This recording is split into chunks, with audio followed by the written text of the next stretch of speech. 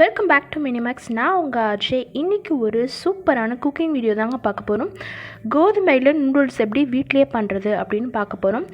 வீட் நூடுல்ஸ் எப்படி செய்கிறதுன்னு பார்க்குறதுக்கு முன்னாடி நம்ம சேனல் நீங்கள் ஃபர்ஸ்ட் டைம் பார்க்குறீங்க அப்படின்னா சப்ஸ்கிரைப் பண்ணிக்கோங்க. மறக்காமல் பெல் ஐக்கானையும் கிளிக் பண்ணிக்கோங்க. பக்கத்தில் இருக்க ஆல் சிம்பிளையும் கிளிக் பண்ணிக்கோங்க. வாங்க இப்போ கோதுமை நூடுல்ஸ் எப்படி செய்கிறதுன்னு பார்க்கலாம். அதுக்கு நான் ஒரு கப் கோதுமை மாவு எடுத்திருக்கேன். இது 1/4 கிலோ அளவு இருக்கும்.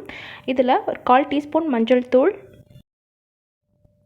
1/2 டீஸ்பூன் உப்பு, கை பொறுக்கிற அளவுக்கு பிசைகிறதுக்கு தேவையான அளவு தண்ணி ஊற்றி பிசைஞ்சுக்கிறேன்.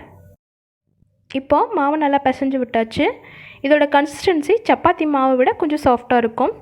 இப்போது இடியாப்பம் சுடுவோம் இல்லையா, அந்த அச்சு, அதில் கொஞ்சம் பெரிய சைஸ், அடுத்த சைஸ் எடுத்துக்கோங்க. அது உங்களுக்கு நூடுல்ஸ் அளவுக்கு கரெக்டாக இருக்கும். இப்போ நூடுல்ஸ் செய்ய ஆரம்பிச்சிடலாம். அதுக்கு ஒரு கடாயில் தண்ணி வச்சுருக்கேன். அது நல்லா இந்த அளவுக்கு பாயில் ஆகணும். பாயில் ஆனதுக்கப்புறம் அது சிம்மில் மாற்றிக்கோங்க. மாற்றிட்டு இதில் இந்த நூடுல்ஸை பிழிஞ்சு விடணும்.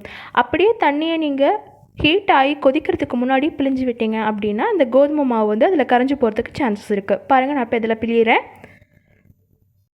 நூடுல்ஸ் எல்லாமே தண்ணியில் பிழிஞ்சாச்சு. இதுக்கப்புறம் அடுப்பை நீங்கள் மீடியம் ஃப்ளேமில் மாற்றிக்கலாம். ஒரு 2-3 மினிட்ஸ் பாயில் ஆனால் போதும்.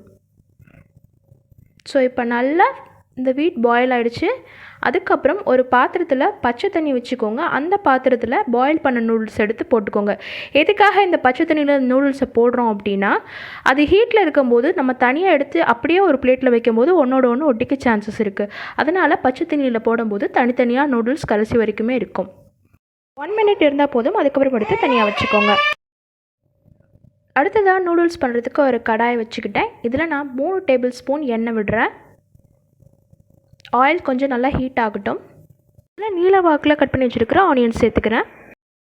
வெங்காயம் நல்லா வணங்கினதுக்கப்புறமா அதில் நம்ம கட் பண்ணி வச்சுருக்க கேரட்டையும் பீன்ஸையும் ஆட் பண்ணிக்கலாம்.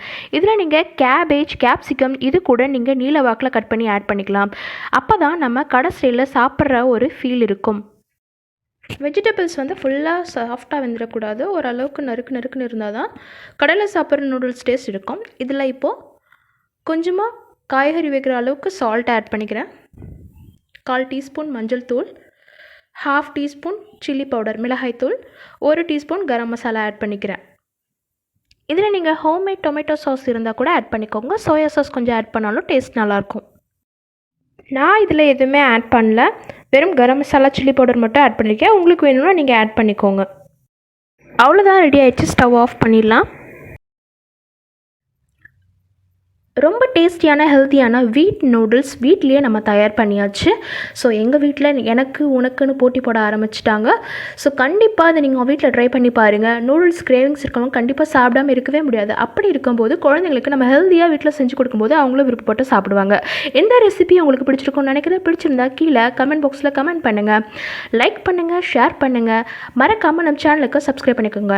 Until then, bye from RJ. இது மினிமேக்ஸ். Bye.